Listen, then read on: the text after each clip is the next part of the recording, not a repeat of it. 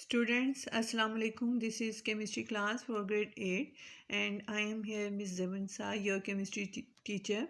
I hope you all are fine. Students, आज मैं आपको बताऊंगी कि how can we find out empirical formula from a molecular formula. इससे पहले हम definition कर चुके हैं कि molecular formula is the formula that gives the actual whole number ratio of atoms of an element present in a compound, यानी किसी भी कंपाउंड में जितने भी एलिमेंट हैं और उसके कितने एटम एक्चुअली प्रेजेंट हैं, that is called molecular formula.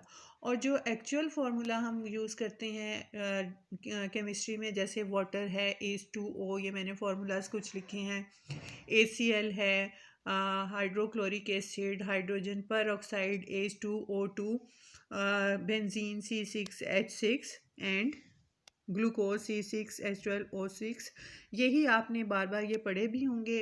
ये एक्चुअल फार्मूलाज हैं और इन्हीं को हम मॉलिक्यूलर फार्मूलाज कहते हैं। Now the question is how can we find out the empirical formula from this molecular formula. So it is very simple. आपने क्या करना है, क्या ये दे रहा है आपको molecular formula actual number of atoms.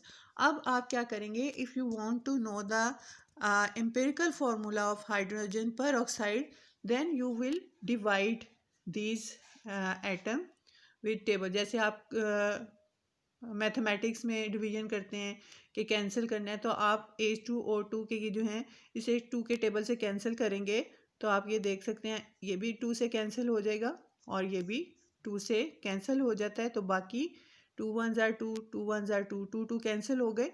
तो इसका जो एम्पिरिकल फार्मूला होगा वो होगा H and O। This is the what is this is the empirical formula. ठीक है, जो सिंपल हो, जो है सिंपलेस्ट होल नंबर रेशो आपको दे रहा है कटिंग करने के बाद, जो बच जाएगा वो क्या होगा, उसका एम्पिरिकल फार्मूला बन जाएगा। इसी तरह अब आप ये बेंजीन में देखें, बेंजीन का एक्चुअल फार्मूला है C6H6 और जो एक्चुअल फार्मूला होता है वही उसका मॉलिक्यूलर फार्मूला होता है। अब आप ये दोनों के एटम को आप क्या कर सकते हैं, 6 के टेबल से कट कर सकते हैं। 6 1s are 6, 6 1s are 6। तो बेंजीन का एम्पिरिकल फार्मूला क्या होगा, C और H। This is the empirical formula that gives the simplest whole number ratio cutting करने के बाद। ठीक है, इसी तरह अब हम ये ग्लूकोज की एग्जांपल देखते हैं। आप डायरेक्ट 6 के टेबल से भी कट कर सकते हैं या आप 6 के टेबल से भी कर सकते हैं, जिस तरह आपको सिंपल लगे इजी। आप 6 में हम डायरेक्ट करते हैं, 6 1s are 6, 6 2s are 12 और 6 1s are 6। तो अब इसकी सिंपलेस्ट होल नंबर रेशो क्या होगी, CH2 and O। This is the simplest whole number ratio. और जो कटिंग करने के बाद एटम्स रह जाते हैं, that are the empirical formula, और जो एक्चुअल होता है वो मॉलिक्यूलर फार्मूला होगा।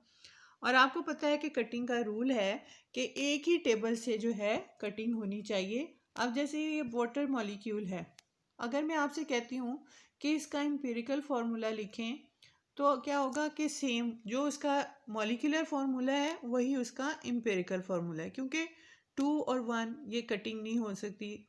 इसी तरह ACl, इसका मॉलिक्यूलर फार्मूला भी यही है और एम्पिरिकल भी, क्योंकि आप इसमें देखें, आप इसमें कोई कटिंग नहीं कर सकते। तो मॉलिक्यूलर और जो है एम्पिरिकल फार्मूला इन दोनों का सेम होगा। लेकिन अगर क्या हो कि अगर आपके पास मैं एक कोई फार्मूला लिखती हूँ, जैसे C4H9 और O जो है इसको मैं लिख देती हूँ 12। अब क्या है कि आप इन तीनों नंबर्स को किसी एक नंबर से किसी एक टेबल पे डिवाइड नहीं कर सकते। अगर आप 4 के टेबल से करते हैं, 4 1s are 4, 4 3s are 12, 9 बच जाता है। और अगर आप 3 के टेबल से करते हैं, 3 3s are 9, 3 4 ज़ा 12, फिर 4 जो है बाकी रह जाएगा। तो आपको पता है मैथमेटिक्स का रूल है कि हमें एक ही टेबल से डिवाइड करना है। तो उस केस में आप क्या होगा कि जो मॉलिक्यूलर फार्मूला और एम्पिरिकल फार्मूला सेम होंगे, ठीक है। उस सूरत में जिसमें कटिंग ना हो सके किसी एक टेबल से, तो उसका एम्पिरिकल फार्मूला और मॉलिक्यूलर फार्मूला जो है वो सेम होता है। तो this is the simplest way to find out empirical formula from a molecular formula. और जो हम केमिस्ट्री में सारे जो फार्मूलाज हैं वो कौन से होते हैं, मॉलिक्यूलर होते हैं, एक्चुअल होते हैं। वो एक्चुअल नंबर बताते हैं हमें एटम्स का किसी भी एलिमेंट के किसी कंपाउंड में, और एम्पिरिकल जो है वो हमें सिंपलेस्ट होल नंबर रेशो देता है, ठीक है। ये सिंपलेस्ट है आफ्टर कटिंग, और एक टेबल से होना चाहिए। अगर नहीं होता तो जो एम्पिरिकल है वही उसका मॉलिक्यूलर फार्मूला होता है। अब ये है कि आप देखें molecular formulas for water and carbon dioxide are H2O and CO2 respectively, ये उनके मॉलिक्यूलर फार्मूला है। तो what are empirical formulas for this compound, तो क्या होगा कि जैसे मैंने आपको बताया कि उनका एम्पिरिकल फार्मूला भी सेम होगा। वाटर का H2O इसका मॉलिक्यूलर है और H2O ही इसका एम्पिरिकल होगा। इसी तरह कार्बन डाइऑक्साइड का मॉलिक्यूलर भी CO2 है और एम्पिरिकल भी CO2 है, क्योंकि you can't further divide this simplest whole number ratio. So that's all for today. Inshallah, we will do a next chapter, molecular mass and how to calculate formula mass or molecular mass of a compound. Allah Hafiz.